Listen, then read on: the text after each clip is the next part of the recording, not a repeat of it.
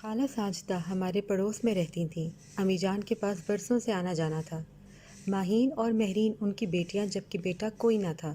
خالہ کو اولاد نرینہ کی حسرت رہی تھی۔ جن دنوں ماہین 7ویں میں تھی، ان کے ابو کا انتقال ہو گیا اور ان کے گھر پر اداسی کے بادل چھا گئے کہ خالو ہی کنبے کے واحد کفیل تھے۔ ماہین میری کلاس فیلو تھی۔ والد کی وفات کے بعد اس نے پڑھائی چھوڑ دی اور سلائی میں ماں کا ہاتھ بٹانے لگی۔ تاہم اتنی کم اجرت ملتی کہ ان کی گزر بسر مشکل سے ہوتی تھی۔ انہی دنوں امی بیمار پڑ گئیں۔ کام کاج کے لیے مددگار کی ضرورت پڑی تو انہوں نے خالہ ساجدہ سے کہا کہ ماہین اسکول نہیں جاتی تو اسے میرے پاس بھیج دیا کرو، ہمارے کام میں مدد کرے گی، شام کو نوشین اسے پڑھا دے گی۔ ماہین کے آ جانے سے والدہ کو سکون مل گیا۔ صبح 7 بجے ناشتہ بناتی اور دوپہر تک گھر کا سارا کام نپٹا لیتی۔ میری امی اس سے پیار بھرا رویہ رکھتی تھیں اور کھانا پینا بھی اس کا خاص خیال رکھا جاتا تھا۔ رات کو جب وہ گھر جاتی تو کچھ کھانا اس کی والدہ اور بہن کے لیے بھی بھجوا دیا کرتی تھیں۔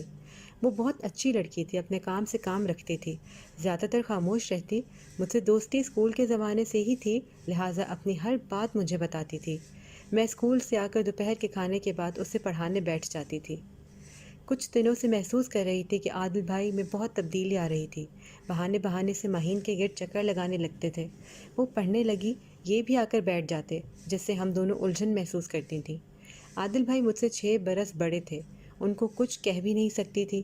وہ شرارتی بچوں کی طرح ماہین کو تنگ کرتے رہتے، تبھی وہ روحانسی ہو جاتی۔ منہ سے نہ بولتی مگر آنکھوں میں آنسو بھر آتے۔ اس کی بے بس آنکھوں میں آنسو دیکھ کر مجھے دلی تکلیف ہوتی تھی، لیکن والدہ سے بھائی کی شکایت نہ کر سکتی تھی۔ ڈر تھا کہ وہ انہیں سمجھانے کے بجائے ماہین کو گھر آنے سے نہ روک دیں۔ ان دنوں عادل بھائی 2nd ایئر میں تھے۔ وہ ایک لاابالی سے زندگی گزار رہے تھے۔ کسی قسم کی فکر تھی اور نہ ہی پریشانی۔ چھچوری حرکتیں کرتے تھے جو مجھے ایک آنکھ نہیں بھاتی تھیں۔ چاہتی تو ابو سے شکایت کر دیتی مگر امی کا خیال تھا جو بیمار تھیں اور ان کی بیماری ٹھیک ہونے کا نام ہی نہیں لے رہی تھی۔ ادھر بیچاری خالہ ساجدہ جو اپنے بچوں کا پیٹ پالنے کی خاطر دن بھر محنت مشقت کرتی تھیں۔ ایسے میں کسی مسئلے کو ہوا دینے سے ان کو بھی نقصان ہوتا۔ تبھی میں لب سی لیتی اور ماہین بھی چپ چاپ سب سہ لیتی۔ خالہ ساجدہ نے ہم پر اعتبار کر کے ہی اپنی بیٹی کو ہمارے حوالے کیا تھا، لیکن جلد محلے میں چہ مگویاں ہونے لگیں، عورتیں ان کو لعنت ملامت کرنے لگیں تو انہوں نے ماہین کو ہمارے گھر آنے سے روک دیا۔ والدہ اتنی کمزور ہو گئی تھیں کہ گھر کا کام انجام دینے سے سانس پھول جاتا تھا۔ ماہین کے نہ آنے سے بہت پریشان تھیں۔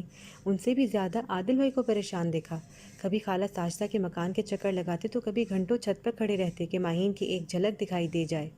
امی جان بیٹی کی دلی کیفیت سے بے نیاز خالہ ساجدہ کے گھر گئیں اور بڑی منت سماجت کی کہ جب تک میں ٹھیک نہیں ہو جاتی خدا را لڑکی کو نہ روکو ورنہ مجھے نوشین کو اسکول سے اٹھانا پڑے گا۔ غرض امی کی التجا نے خالہ کو مجبور کر دیا اور انہوں نے دوبارہ ماہین کو ہمارے گھر بھیجنا شروع کر دیا۔ کاش امی خالہ کو مجبور نہ کرتی تو میرے منجلے بھائی کی وجہ سے غریب ماہین پر ایسے برے دن نہ آتے، مگر بزرگوں کی غفلت بعض دفعہ بچوں کی مصیبت بن جاتی ہے۔ ایسا ہی ماہین کے ساتھ ہوا۔ جانے کب اور کیسے وہ مرحلہ اس پر سے گزر گیا جو بے وقوف لڑکیوں کے لیے قیامت کی گھڑی کہلاتا ہے۔ عادل چونکہ میرے بھائی تھے، ماہی نے مجھے بھی کچھ نہ بتایا، لیکن وہ بہت زیادہ بجھی بجھی رہنے لگی۔ پھر کچھ دن بعد خالہ ساجدہ آئیں اور امی سے کہا، آپا اب تم ہی بتاؤ میری بیٹی سے شادی کون کرے گا؟ تمہارا بیٹا قصوروار ہے، اب تم اپنے بیٹے سے میری بیٹی کی شادی کر دو۔ امی یہ بات سن کر بھڑک اٹھیں اور بہت غرور سے جواب دیا، منہ سنبھال کر بات کرتے ہیں ساجدہ بیگم، اپنی حیثیت دیکھی ہے تم نے؟ کیا میرا بیٹا اب تمہاری بیٹی کے لیے رہ گیا ہے؟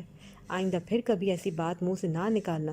اپنی بیٹی کو سنبھالو، اگر اس سے جوانی سنبھالی نہیں جاتی تو بے شک کسی کنویں میں دھکا دے دو، لیکن اسے ہمارے سر پر نہ تھوپو۔ تمہیں بیٹی کے لیے اچھے گھر کا رشتہ چاہیے نا تو انتظار کر لو، کوئی نہ کوئی اچھا رشتہ آ ہی جائے گا۔ خالہ بیچاری اپنا سمو لے کر رہ گئی۔ وہ کیا بات کہنے آئی تھی اور انہیں کیا کچھ نہیں سننا پڑا تھا۔ آنکھوں سے آنسو بہنے لگے۔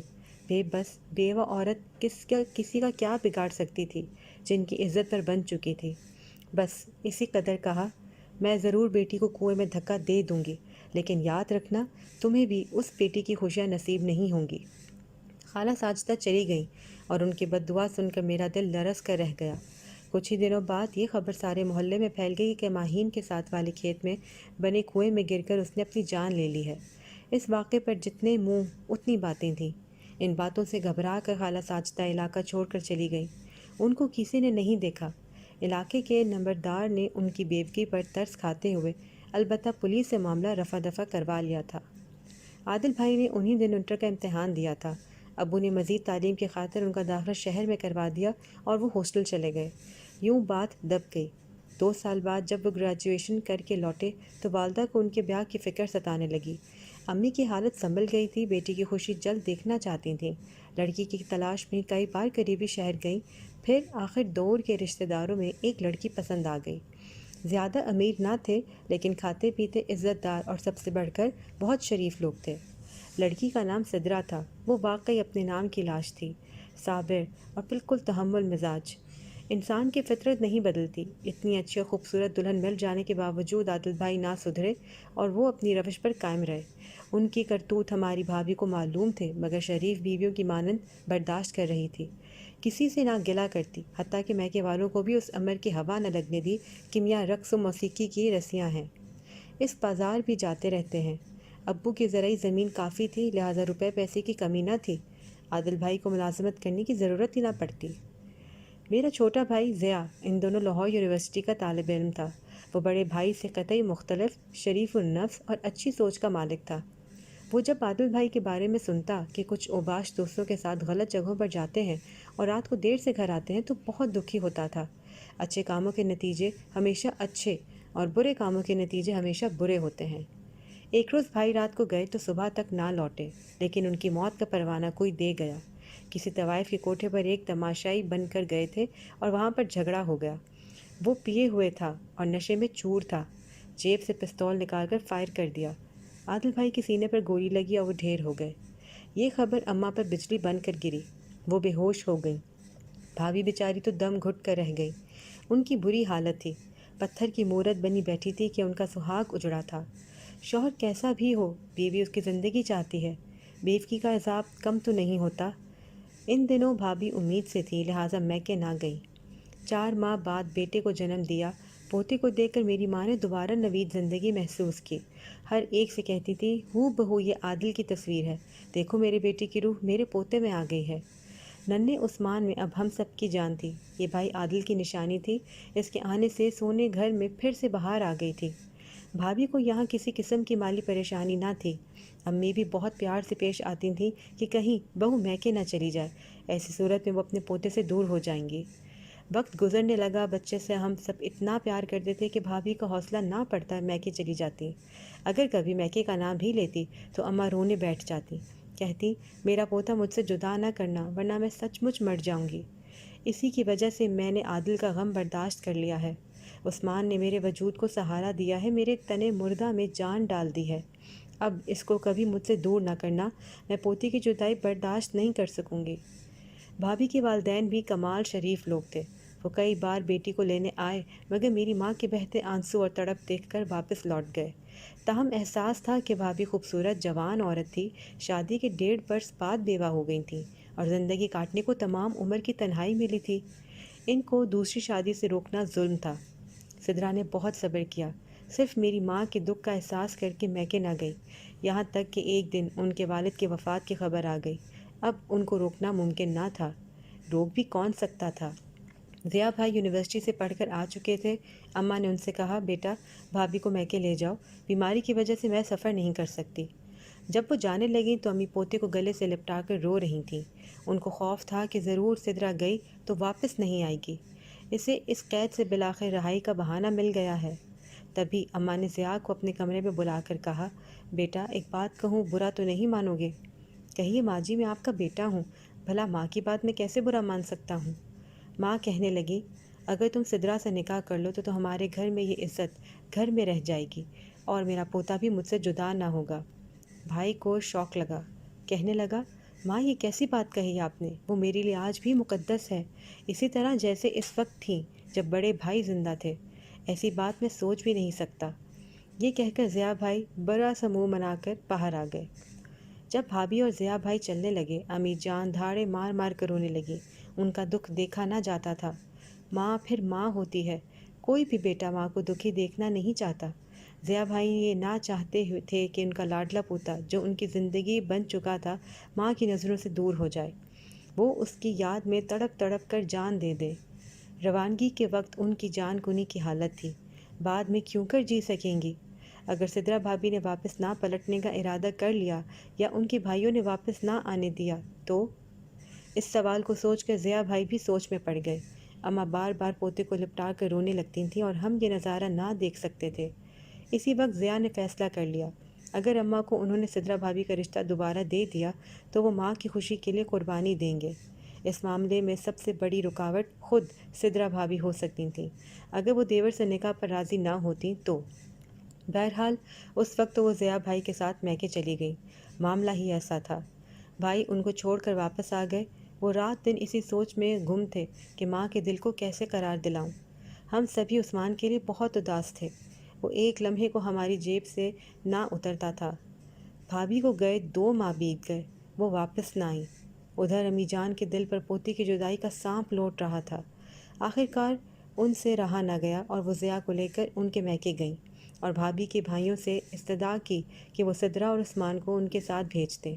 ان کے بھائیوں نے صاف انکار کر دیا کہ اب سدرا نہیں آئے گی، اس کی عمر ہی کیا ہے، 20 سال کی ہے، ساری عمر بیوگی کی چادر اوڑھ کر کیسے گزار سکتی ہے؟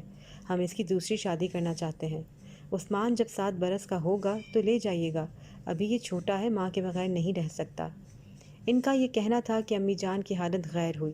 وہ اپنی سمدھن کے قدموں میں بیٹھ گئیں اور بولیں، ایک بار اور احسان کر دو، یہ میری بہو ہے، اسے میری ہی بہو رہنے دو۔ سدرا سے بھی منت کرنے لگیں، بیٹی وہ گھر تمہارا ہے، کسی دوسرے گھر کی دہلیز پار نہ کرنا، تمہیں قسم ہے عثمان کی، اسے ہم سے جدا نہ کرنا ورنہ میں مر جاؤں گی۔ بھابھی نے جواب دیا کہ مجھ سے جان مانگ لے امی جان، حاضر ہے، لیکن ایسا امتحان نہ لیں۔ ضیا کو میں چھوٹے بھائی جیسا سمجھتی ہوں، اس کے ساتھ نکاح کا تصور بھی نہیں کر سکتی۔ امی مایوس ہو گئیں۔ جب ان کے گھر سے جانے لگیں تو ایک بار پھر پوتے کو لپٹا لیا، وہ ایسا لپٹا کہ پھر دادی کو نہ چھوڑا۔ اس کو ماں اور نانی نے لینا چاہا تو چیخیں مارنے لگا کہ دادی کے ساتھ جاؤں گا۔ اب سبھی مجبور ہو کر دیکھ رہے تھے، ہر آنکھ اشک بار تھی۔ آخرکار سدرا بھابھی نے سر جھکا لیا اور اپنے بھائیوں کی بات مان لی، جنہوں نے ضیا کا رشتہ قبول کر لیا تھا، کیونکہ وہ جانتے تھے کہ یہ بہت سلجھا ہوا نوجوان ہے، تعلیم یافتہ اور خوبصورت بھی ہے، عثمان سے پیار کرنے والا، شرافت کی لاج رکھنے والا۔ ضیا عمر میں سدرا بھابھی سے صرف 1 برس بڑا تھا۔ سدرا بھابھی کے دل پر کیا گزری یہ نہیں معلوم، مگر وہ اپنی ساس کی خوشی کے لیے دوبارہ ان کی بہو بن کر ہمارے گھر لوٹ آئی۔ سبھی کو حیرت ہوئی کہ یہ کیسا انوکھا فیصلہ اچانک ہو گیا۔ آج امی جان اس دنیا میں نہیں ہیں، مگر ان کی دعاؤں سے ضیا بھائی اور سدرا بھابھی خوش و خرم زندگی گزار رہے ہیں۔ عثمان نے ان کو ایک ایسے رشتے میں پرو دیا ہے جو اٹوٹ ہے۔ بڑے بھائی سے شادی کے بعد سدرا بھابھی گھٹ گھٹ کر جی رہی تھیں۔ ان کی غلط سوسائٹی میں راتیں گزارنے کے بعد جاگ جاگ کر ہر شب بسر کرتی تھیں۔ ان کی بے وفائی کے دکھ سے غیر مطمئن جیون جیتی تھیں، لیکن اب وہ پرسکون زندگی گزار رہی تھیں، کیونکہ ضیا بھائی کی منزل ان کا گھر اور ان کے بیوی بچے ہیں۔ ان کا پیار اور ان کا سب کچھ اپنی شریک حیات کے لیے وقف ہے۔ اب بھابھی کے میکے جانے پہ کوئی پابندی نہیں ہے، لیکن وہ خود میکے بہت کم جاتی ہیں، اگر کوئی شادی یا غمی کا موقع ہو، ورنہ ان کے لیے ان کا گھر ہی جنت ہے۔ ان کی زندگی کا سکون دیکھ کے میں سوچتی ہوں کہ عورت بیچاری کو ایک گھر اور باوفا جیون ساتھی چاہیے ہوتا ہے۔ عورت کسی چڑیا کی طرح جہاں 4 تنکے دیکھتی ہے اپنا گھونسلہ آباد کر لیتی ہے، لیکن اس بے ایمان دنیا میں تنکوں کا گھونسلہ ہر کسی کے نصیب میں نہیں ہوتا۔ آج میری بھابھی اپنے 3 بچوں کے ساتھ خوش و خرم زندگی گزار رہی ہے۔